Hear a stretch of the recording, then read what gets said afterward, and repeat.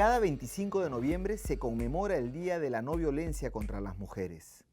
Pero si bien son ellas las principales afectadas, este es un problema de los hombres, porque somos nosotros los que en mayor medida producimos la violencia. Según cifras de Naciones Unidas, el 95% de los asesinatos en todas las sociedades del mundo, sea contra mujeres u hombres, son cometidos por hombres. De lejos, somos los que más matamos. Y esto nos dice que estamos ante un problema social. En muchos países, como el Perú por ejemplo, las cifras de feminicidio crecen cada año. De igual modo, la violación, el acoso y todo tipo de agresiones son pan de cada día. Las redes sociales están llenas de denuncias que lo confirman. ¿Cómo cambiar esta situación? Sobre esto vamos a conversar con Rafael Velarde, miembro de la Asamblea de Varones Antipatriarcales de Lima, una organización poco convencional que trabaja con hombres dispuestos a liberarse del mandato de masculinidad violenta. Rafael es comunicador social y un activista en temas de género que cree que otras masculinidades son posibles. Bienvenido, Rafael, a Disidentes. Un gusto estar contigo para conversar de un tema bastante complejo. Gracias, Carlos. Que son las masculinidades, ¿no? Nosotros vamos a hablar a propósito del Día de la No Violencia contra las Mujeres. Yo ya he entrevistado en este programa a una mujer sobre el tema, Angélica Mota, sobre la violencia de género, pero esta vez hemos querido, en la producción, hablar con un hombre antipatriarcal, ¿no? Tú eres miembro de la Asamblea de Varones Antipatriarcales de Lima. Sobre eso vamos a conversar hacia el final, pero lo primero que te quiero preguntar es ¿qué entiendes o qué entienden en esa asamblea o tú qué entiendes por patriarcado? Ok.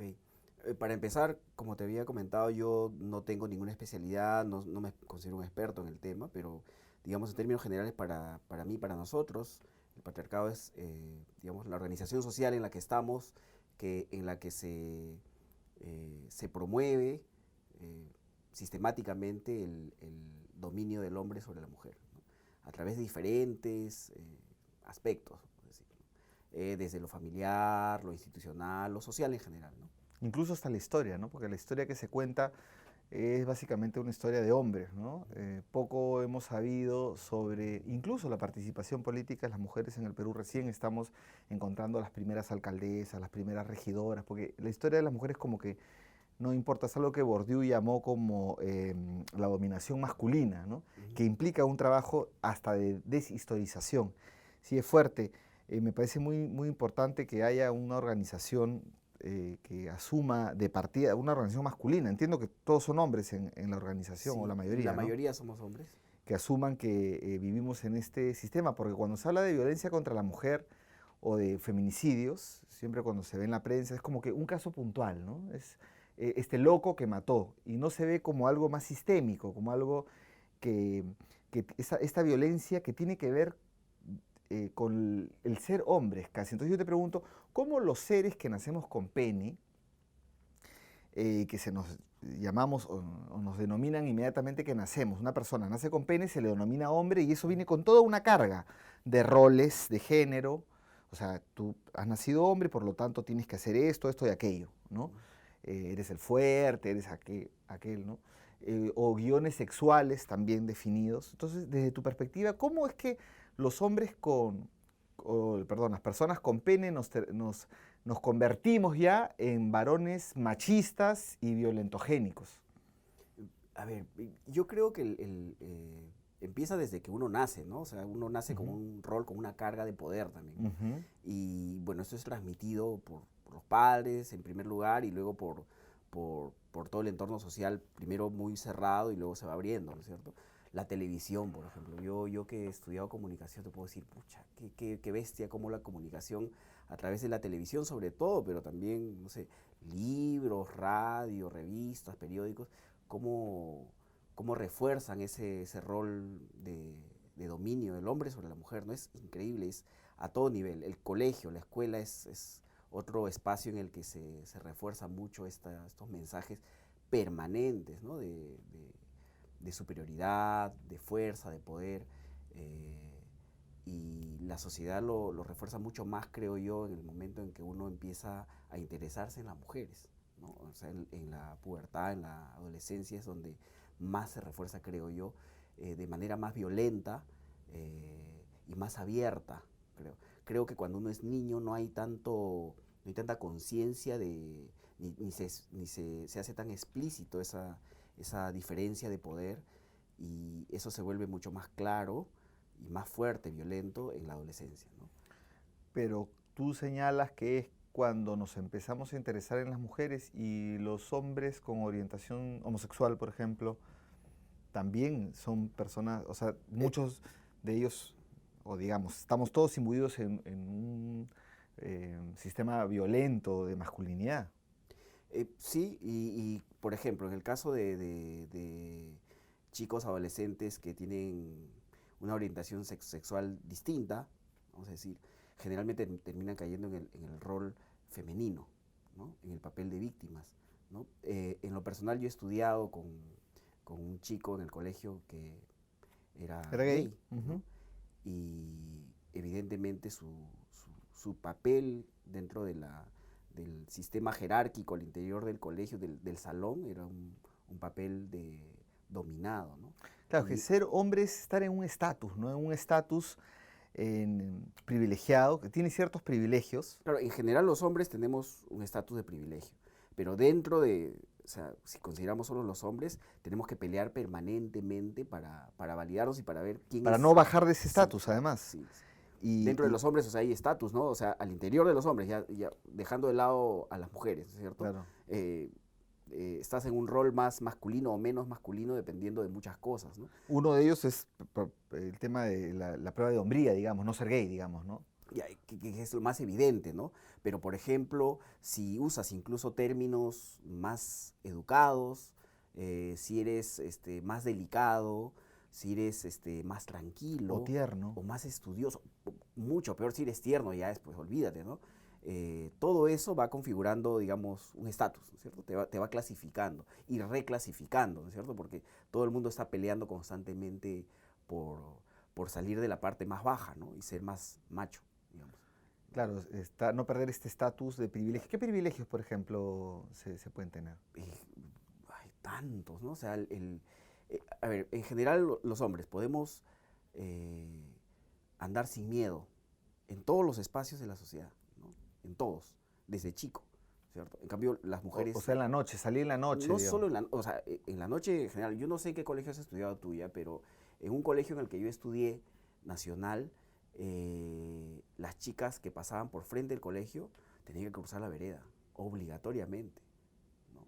Porque Claro, los chicos sí, desde primero, segundo, tercero de secundaria les metían la mano, les decían cosas, y eso era generalizado, eso no era una cosa de un chico o dos, muchos, ¿no? Los que no les metían la mano, por lo menos estaban diciendo cosas permanentemente.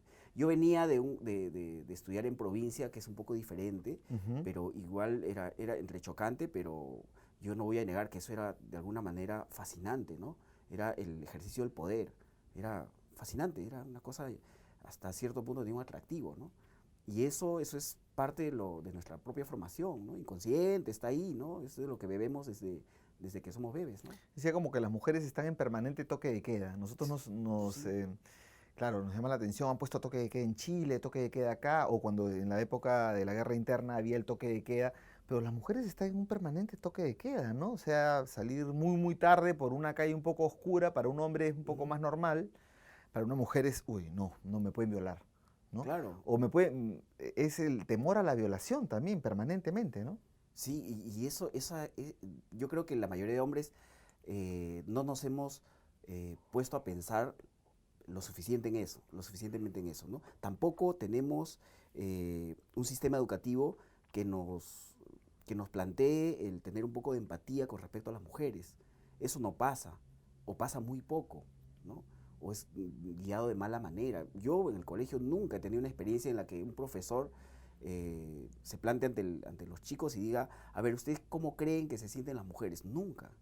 No hay manera que ocurra algo así. Y también en otros espacios, ¿no? Por ejemplo, en el trabajo, hay cifras que las mujeres por el mismo trabajo siguen ganando menos que los hombres, o en algunos espacios muy masculinos. A mí me ha tocado estar en una reunión una vez en la presidencia del Consejo de Ministros con gente del MEF, estábamos discutiendo el tema de los salarios para las Fuerzas Armadas. Éramos la mayoría hombres, pero había una economista del MEF, estaba también el que después fue ministro de Trabajo y tal, y no se le, pero casi que ni se le escuchaba.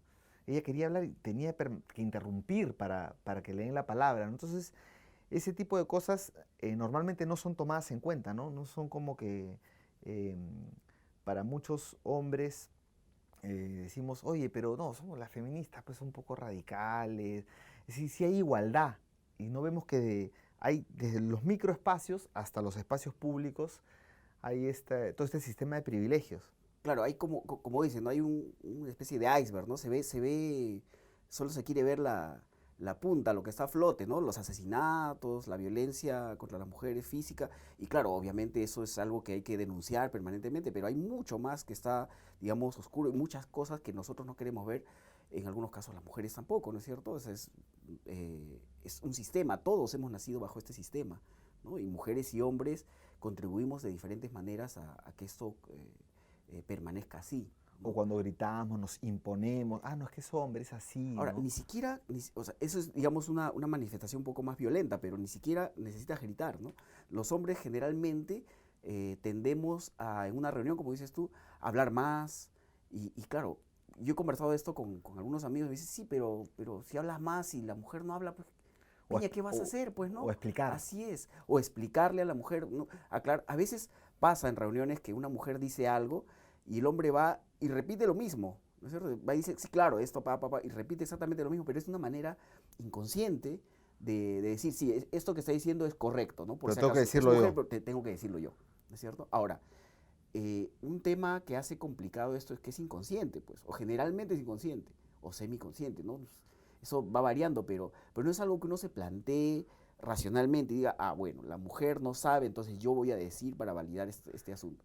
Pero es algo con lo que has sido formado, pues, desde chico. Entonces, naturalmente te surge, te nace. La infidelidad también pues, se perdona más al hombre, no es que es hombre.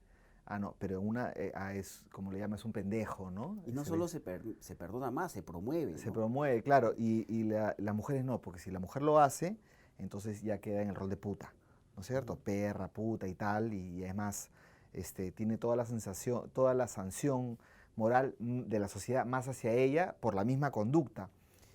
Y ahí está, a mí me comentaba Angélica Mota, no sé tú qué opinas, en una entrevista que le hice acá, que justamente estas cosas son la base de la violencia, porque en cuanto una mujer se quiere salir de ese sitio y quiere decir, oye, no, yo quiero hablar, oye, no, yo también quiero sacar la vuelta, oye, o sea, digamos, quiere ponerse en el mismo lugar que el hombre, inmediatamente es vuelta a su sitio con violencia, ¿no? Entonces ahí surge. Entonces, eh, no sé cómo lo ve en la asamblea, cómo lo ves tú, pero que estos micromachismos, estas cositas, pues son el germen, digamos, de la violencia.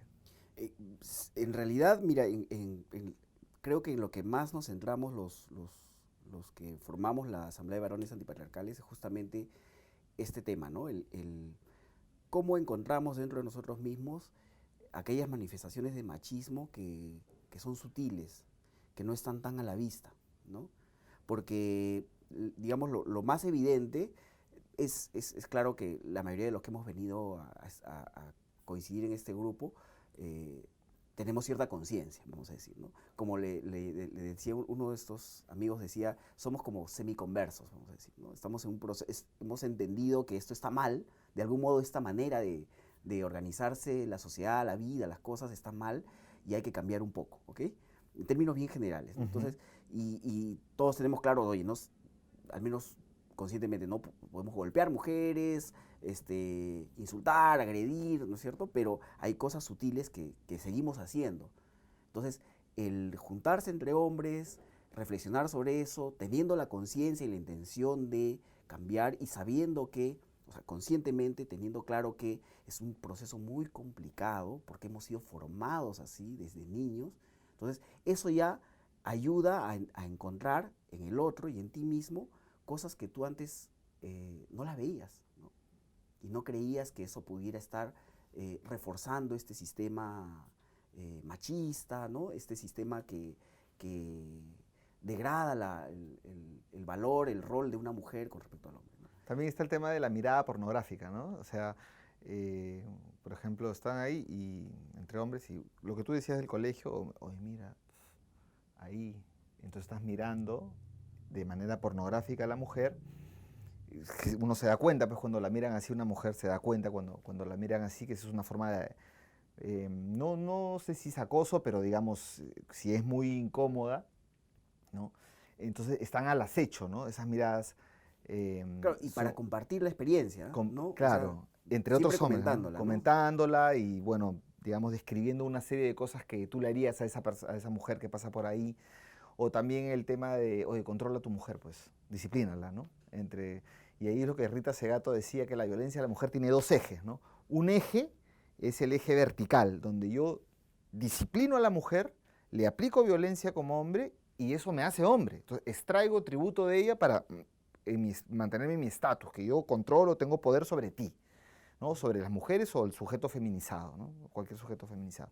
Pero también hay un eje horizontal, que es yo hago esto, pero te mando el mensaje a ti, que eres mi par, de que, mira, nos reconocemos, yo hago esto y te estoy mandando un mensaje a ti en cuestiones bélicas, es más, violamos a las mujeres del pueblo en guerra y te estamos dando el mensaje a ti, ¿no? Entre hombres nos mandamos mensajes a través de la violencia contra las mujeres, eso es lo que explica la violencia en lugares como El Paso en Estados Unidos, Ciudad Juárez, entre México y Estados Unidos, ¿no? Que es una violencia ya cruenta, ¿no? Cruenta, psicópata, que viven las mujeres en esos lugares. ¿Tú también cómo observas eso? Claro, además hay algo, ¿no? O sea, en esta, en este mensaje, digamos, horizontal que se manda es necesaria la respuesta del otro, ¿no? La complicidad del otro es básica, ¿no? Para que funcione este sistema. O sea, el otro tiene que también comportarse a la altura, ¿no? Es decir, correcto, está bien, ¿no? Te validan, te hacen ¿no? hombre. Te validan, ¿no? Y cuando un hombre se sale de ese rol y cuestiona eso, ahí hay un terremoto, ¿no? Entonces, que normalmente, si no tienes, digamos, la fuerza suficiente, lo que va a hacer es relegarte a ti al rol de más femenino, digamos, ¿no? Al rol de dominado, ¿no? Que todas las canciones que hay al respecto de eso, ¿no? Que a los dos los maté por culpa de esa infame Yo Moriré. Pues tú lo has matado a ella, al amante, porque, bueno, no quiere estar contigo. Ahora, nosotros hablamos como buenos, también somos hombres y estamos imbuidos de esto y estamos chancando mucho a nuestros congéneres. Porque hay gente que dice, no, pero los hombres también la pasamos mal, el patriarcado también nos afecta a nosotros, también morimos y nos ponemos en un rol de víctimas. También yo he escuchado muchos hombres que dicen, no, pero nosotros morimos más, no, pero nosotros, eso también nos afecta a nosotros. Cuando te da esas posiciones, pobrecitos los hombres, ¿tú qué opinas de eso? Ahí es evidente, pues hay un discurso bien manipulador, ¿no? Bien doble moral y que polariza las cosas, pero que no entra al fondo del análisis, ¿no? Es claro que cuando tú dices, bueno, hay hombres que mueren más, sí, claro, pero ¿quiénes son los que ejercen la violencia, ¿no? ¿Quiénes los han matado? Claro, ¿no? contra los hombres y contra las mujeres. Son los hombres mismos, ¿no? ¿Quiénes tienen esta tendencia a la violencia, a validarse violentamente y a dominar violentamente? Somos los hombres, ¿no es cierto?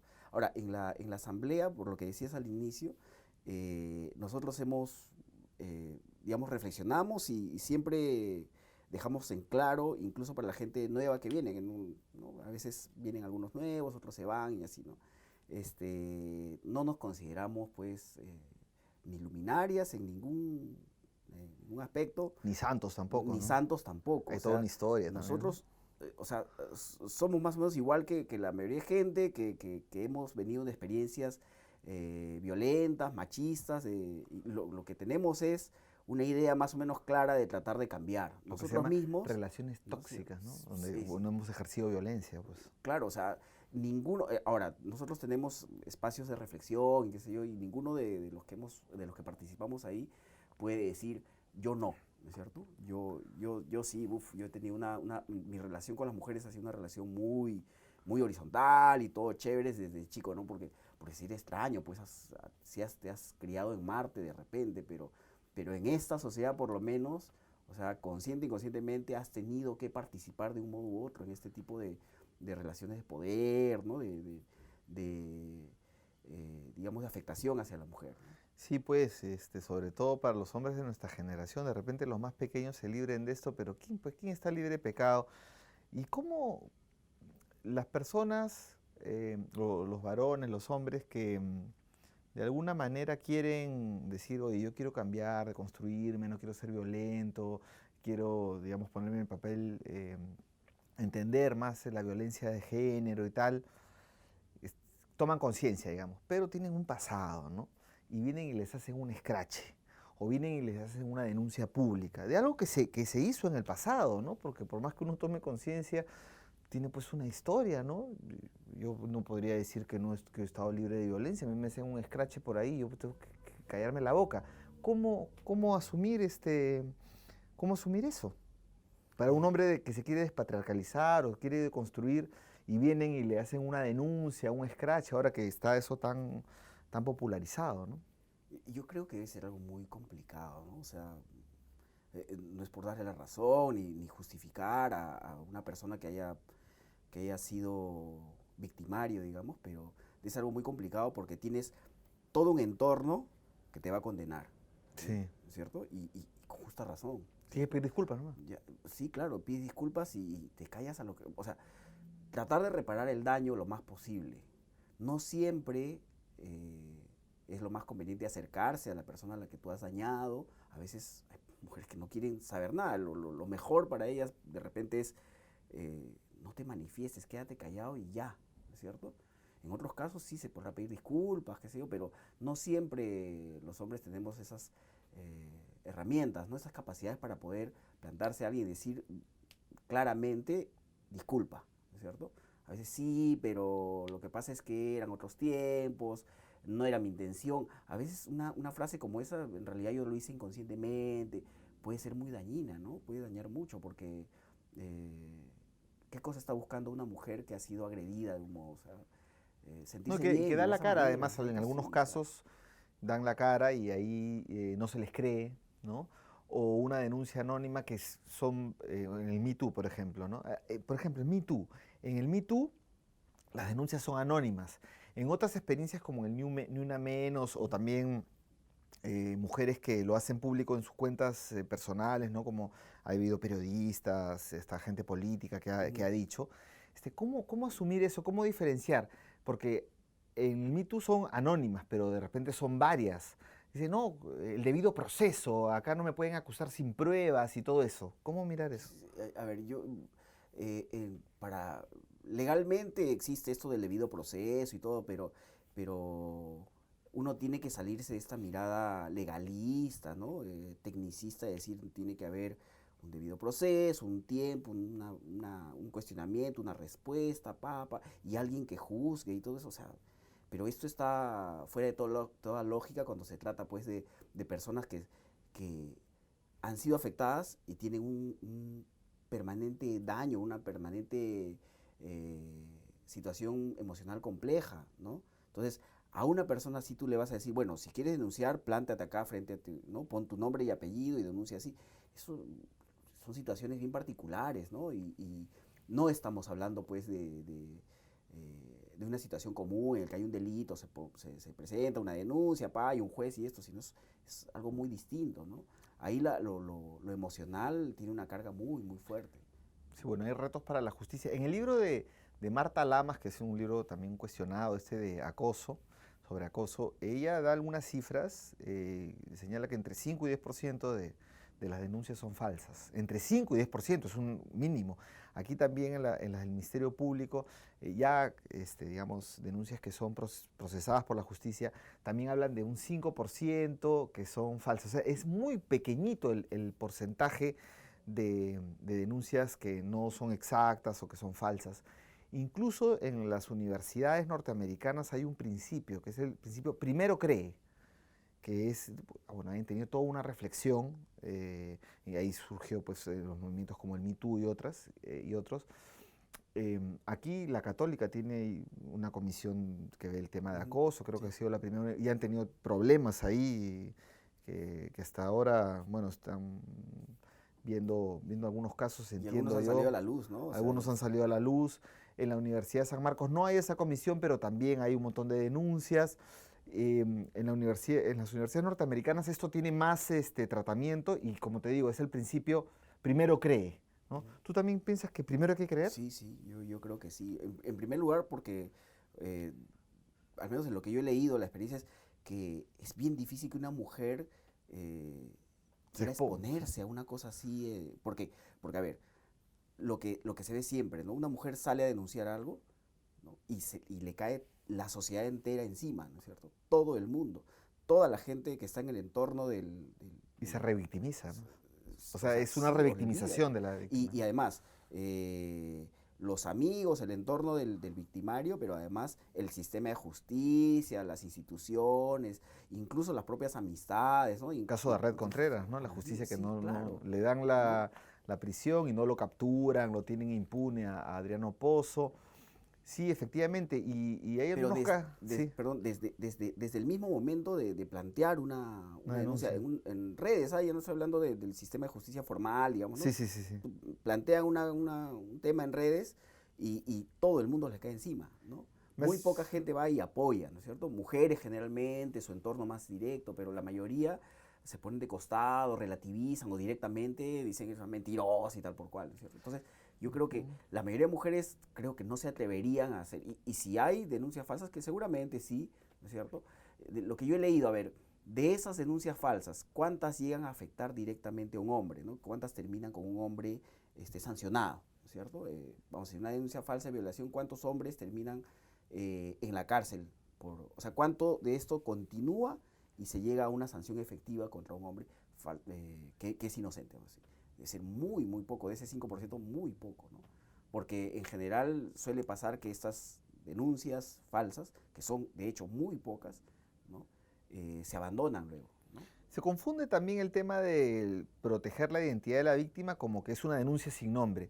En el caso de la Católica, de un profesor que fue sindicado como violador y que, Ujú. bueno, ha tenido todo un tema, un tratamiento ahí, sus defensas legales, incluso otros sus amigos y tal, decían esto es, pero no hay cara, nadie da la cara. No, sí da la cara, pero no a todos, sino da la cara ante las autoridades de la Universidad Católica, ¿no? Yo entiendo que esta víctima de violación habló con las autoridades, pero no quiere pues banderear su identidad, ¿no? Porque es algo que afecta a ella, a su entorno, a su familia. Ujú. ¿Cómo procesar cuando el denunciado es tu hijo o tu hermano o tu primo o tu amigo o como se dice entre los hombres, mi hermano, ¿no? Este, ¿Qué debería ser un hombre que quiere despatriarcalizarse o deconstruirse respecto de esas denuncias? ¿Cómo tratar? Porque también hay toda una historia con esa persona, ¿no? eh, a ver, pasa por lo subjetivo, es bien, bien complicado, ¿no? Recetas difícil dar, pero, o sea, lo que corresponde es que uno, por más cariño, por más cercanía que haya con el victimario, decirle, mira, o sea, tienes que asumirlo, ¿no? O sea, tú eres mi pata, chévere, el cariño de repente subsiste, qué sé yo, pero tienes que afrontarlo. Tienes que poner la cara y a lo que venga. Y si como parte de las consecuencias de lo que has hecho, hay una sanción, cárcel o lo que sea, pierdes trabajo, qué sé yo, bueno, lo importante es que tomes conciencia de que has hecho algo malo, ¿no es cierto? Y ojalá sea una oportunidad para que empieces a deconstruirte un poco, a reflexionar un poquito por lo menos sobre este tema, ¿no? Digas, ¿de verdad está mal lo que he hecho yo? ¿No? Y en ese proceso yo te puedo acompañar, ¿no es cierto? Eso sería lo lógico. Ahora, no pasa así, ¿no? No, pues, no. Desgraciadamente, y no solamente en temas de machismo, sino en otras cosas, ¿no? O sea, cuando es mi pata, cuando es mi pariente, protejo, ¿no? Este espíritu de cuerpo, ¿no? Para todos, desgraciadamente nuestra sociedad es así. Hay casos bastante sonados y todo el tiempo es que hay violaciones, aparte de feminicidios, violaciones que terminan en muerte. Y una de estos, hace 2 años, recuerdo que esta chiquita, esta niña que fue sacada de un centro policial, la mataron, la violaron y así un montón. El caso de Arlé Contreras, que fue un intento no solo de feminicidio, violación y todo. hizo que la excongresista, bueno, todavía es miembro de la Comisión Permanente, Indira Wilka, dijera país de violadores. Esto es un país de violadores. Se araña, Sí, sí. mis congéneres se arañaron. ¿Cómo vas a decir que todos, no todos somos violadores? ¿Qué opinas cuando te dicen no todos? ¿Cómo ves tú eso? ¿Cómo lo ven en la Asamblea? Primero que culturalmente hay una celebración del dominio, de la violencia y del uso del cuerpo de la mujer, ¿no? Del el concepto del cuerpo de la mujer como un territorio a conquistar y qué sé yo, ¿no?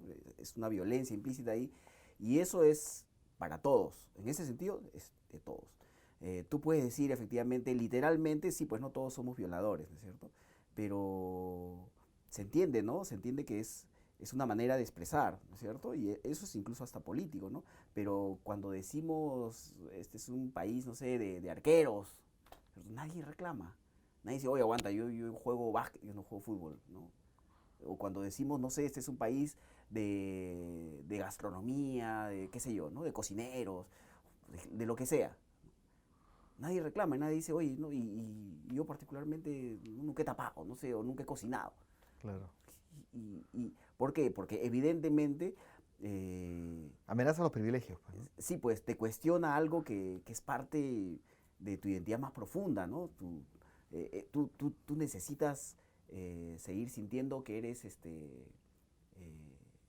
digamos, de algún modo inocente, ¿no? Que esto no va contigo, ¿no? La mayoría de gente no considera ser machista, ¿no? Cuando tú preguntas a la gente, machista sí, pero lo bonito del machismo, ¿no? Lo bonito del machismo, lo positivo del machismo, que es tratar bien a las mujeres. El machismo bueno, El machismo bueno, ¿no? Ya, eso sí. pero ¿no? viene con hueso. Viene carne con hueso, ¿no es cierto? Y eso, ahí, cuando tú tocas el hueso, ahí es difícil aceptarlo. Los ¿no? huesos son los Mira, celos, la celotipia, ¿no? Los celos.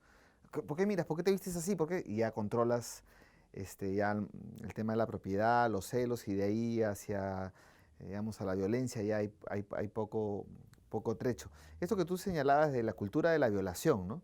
Que se celebra esto, es como cuando, me hace acordar cuando Vizcarra dice que va a cerrar que adelanta las elecciones y que nos vamos todos. Yo escuchaba muchos comentarios, incluso en la prensa, en la radio, dice, les metió la yuca, sí. ¿no? Que Sí, sí, sí. es parte de eso, ¿no? O sea, y qué bueno, ¿no? Les metió la yuca, eso es como una violación, ¿no? Los violó, ¿no?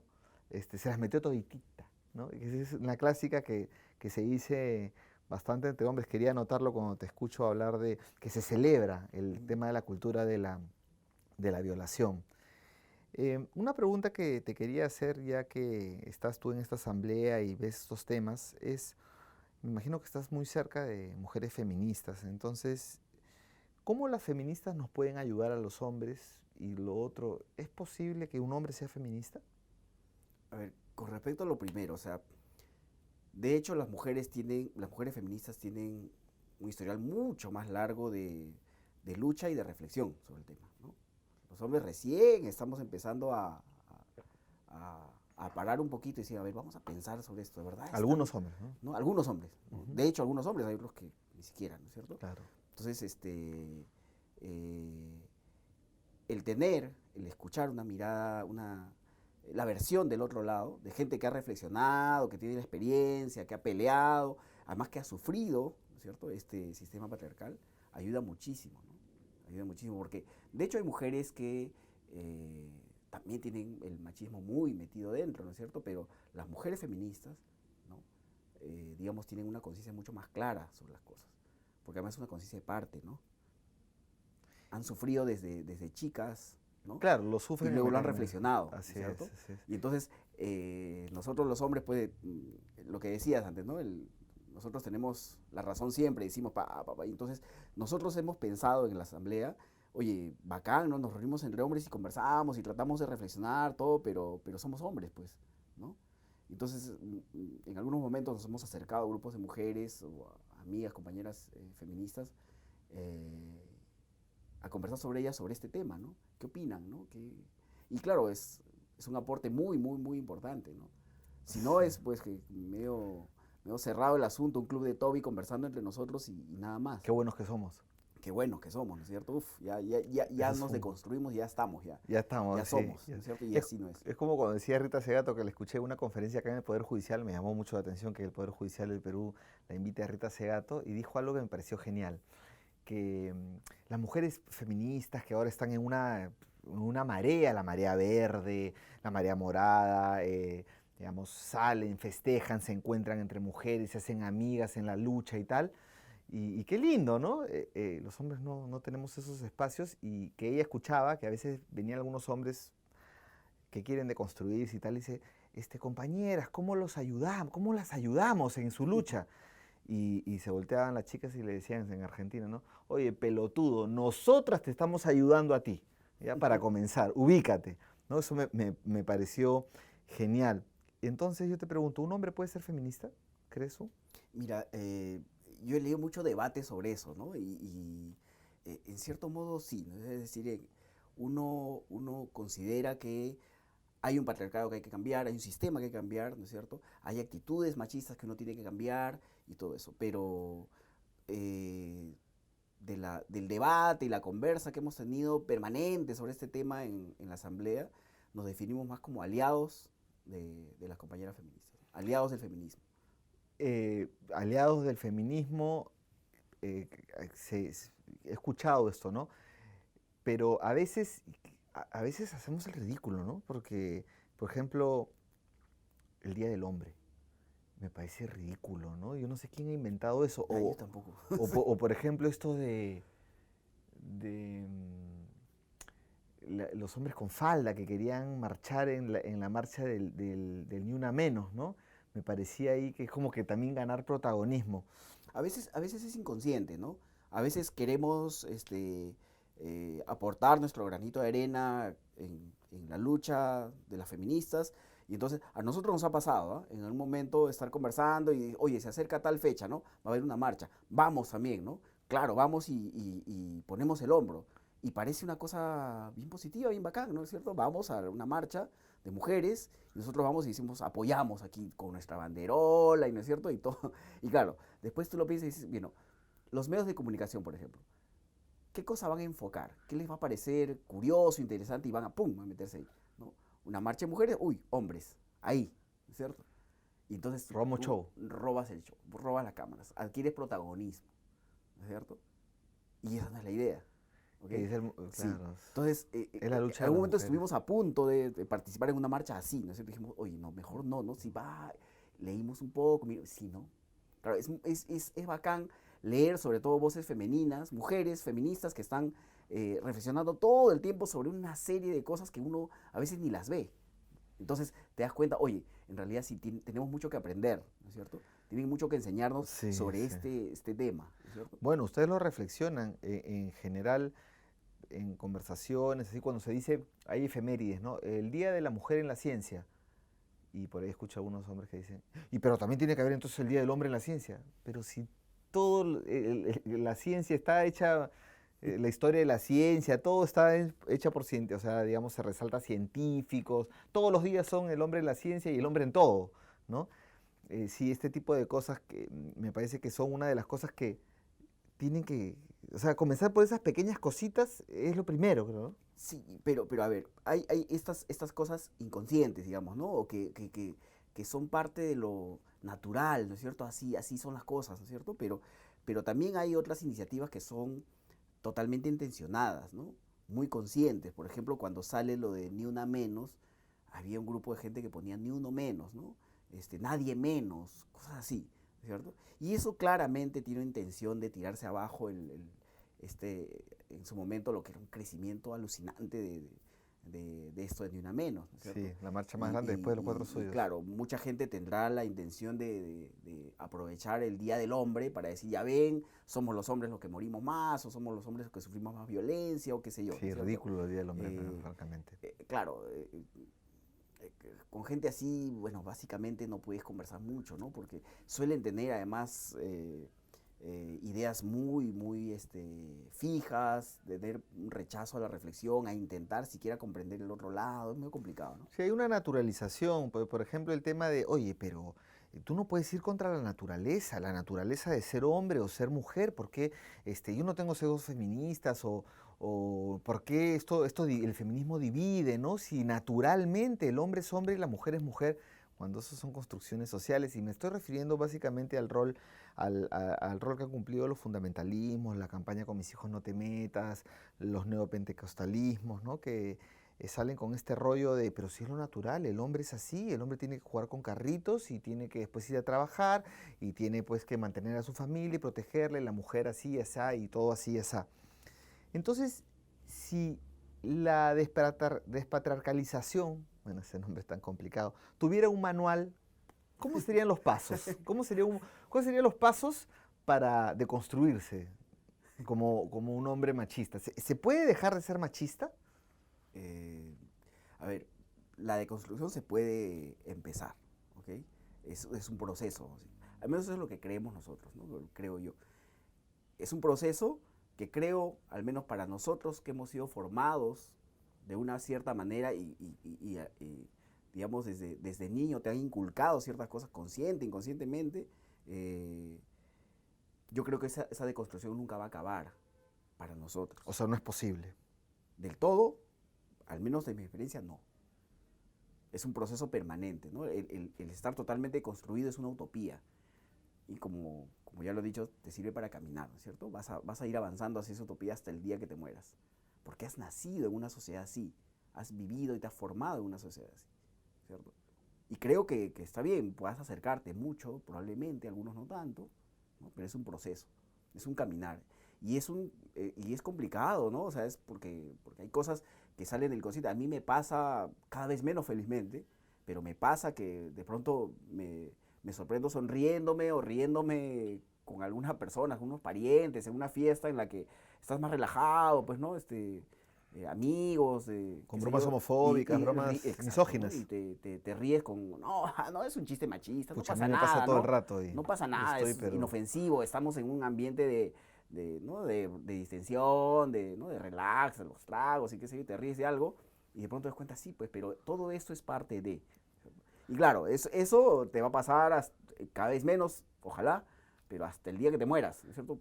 Claro, eso que se ve como inofensivo, pero en realidad está la semilla, es claro, sí. la muestra un botón de realmente la posición que ocupa, ¿no? Claro, y una dificultad es cómo hacerle entender a un grueso sector de la sociedad que ahí está, como dices tú, la semilla, ¿no? Que estas manifestaciones, estas actitudes que parecen inofensivas no lo son tanto, porque se reproducen en todo el sistema y todo el mundo lo hace.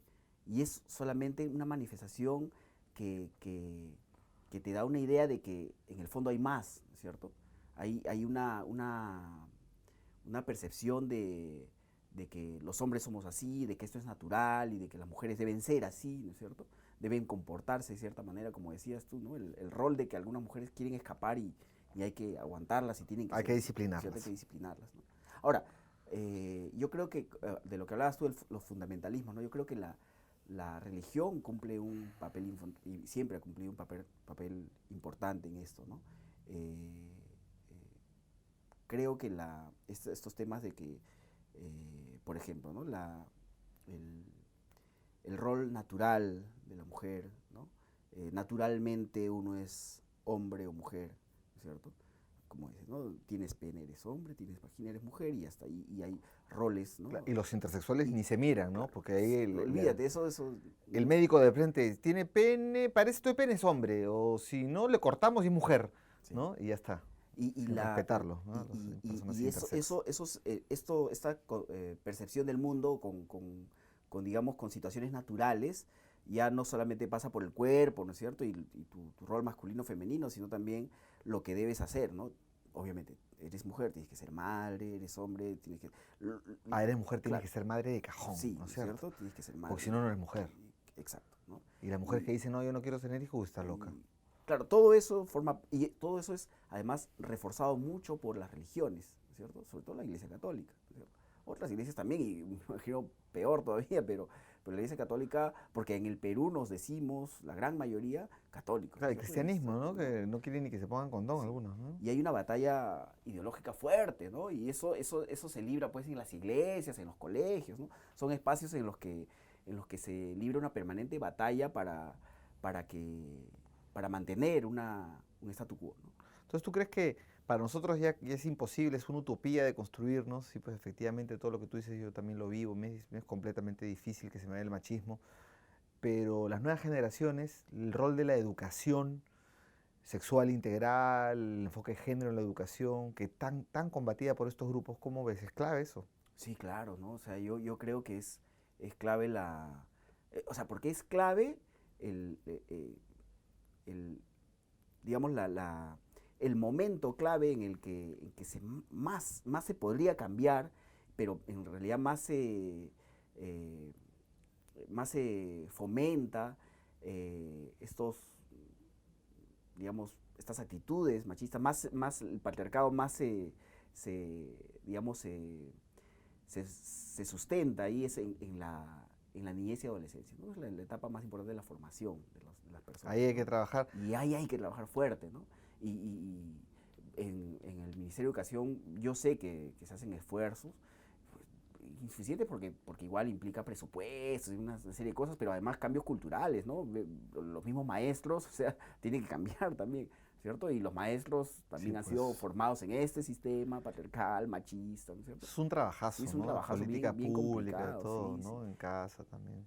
Y claro, mira tú cuánto de atención le dan en temas de presupuesto, digamos, tú que has estado en algún momento ahí, en temas de presupuesto, cuánto de atención le dan a la educación y de la educación a estos temas que no son tan importantes para muchos, ¿no? O sea, ya sí, ya es género, pero hay otros temas más Claro, importantes todas las también. resistencias Sí, sí, sí, sí, sí. institucionales, o sea, no solamente hay resistencias culturales, hay resistencias institucionales y hay lo que llama Carolina Ewig en su libro de Neoliberalismo de la Segunda Ola, los legados de la política, ¿no? Los candados, Ujú, las autocensuras, ujú. como lo de la ministra Flor Pablo, ¿no?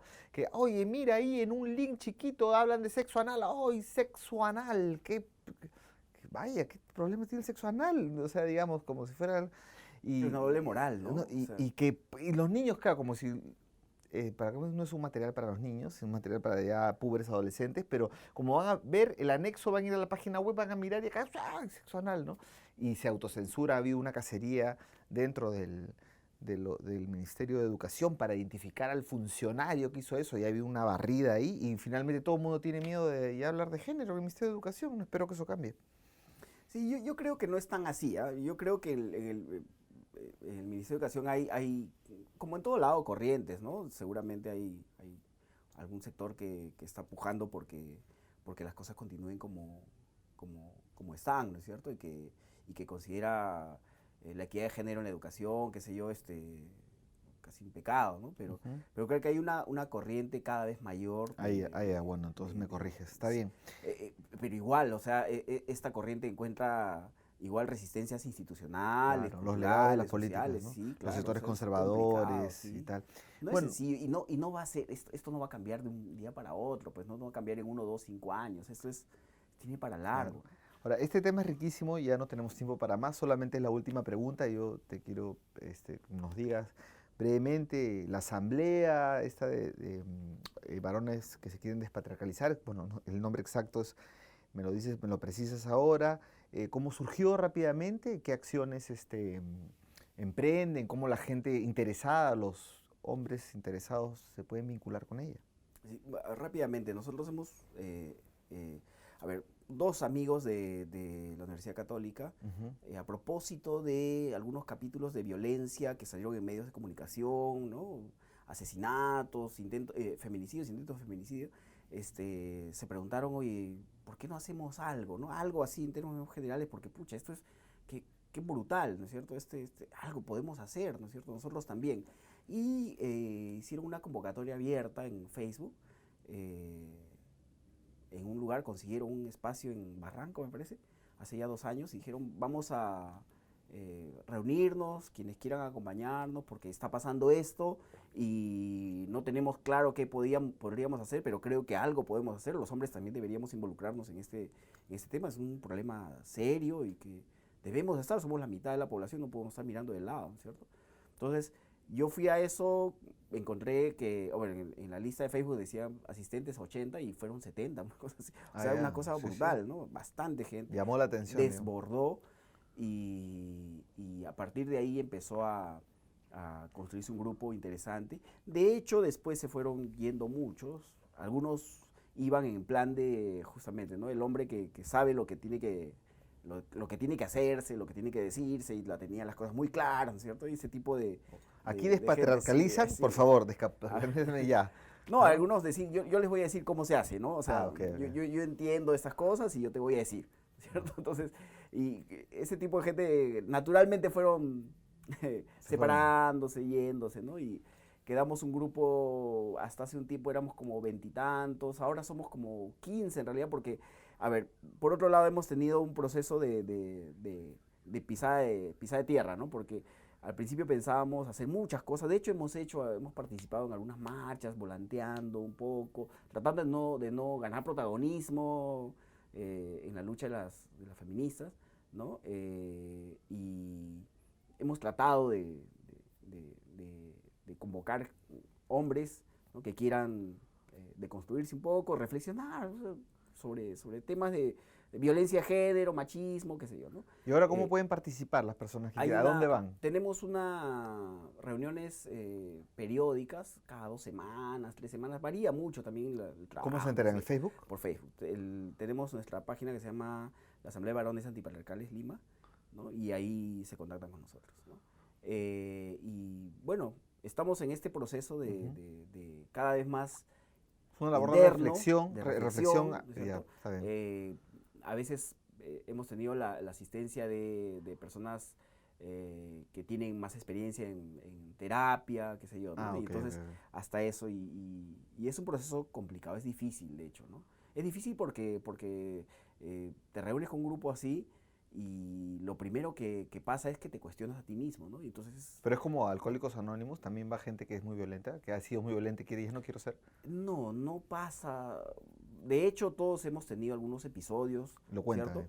Pero no pasa que gente que, no sé, pues que ha violado, que ha matado, que ha un intento de feminicidio, cosas así, que van y se acerquen porque de pronto se iluminan, se dan cuenta y pum, se acercan ahí. No pasa. Generalmente son personas que ya tienen un cierto periodo de reflexión, de cierta conciencia de que esta cosa está mal y qué sé yo, ¿no? Bueno, invitamos a todos los hombres que nos están viendo que puedan acercarse, que están en Lima a esta asamblea. Yo te agradezco mucho y me quedo con la lección de, bueno, no es posible dejar de ser machista, pero se puede intentar hacer un inicio, un comienzo hacia una de estas utopías. Yo creo que en realidad, no se puede dejar de ser machista del todo, ¿no? Y creo que es un proceso en el que uno puede, sí parte, ¿no? Y cada vez más, ojalá. Bueno, gracias Rafael, te agradecemos y esperemos conversar de este tema en otro momento. Gracias a ti, Carlos.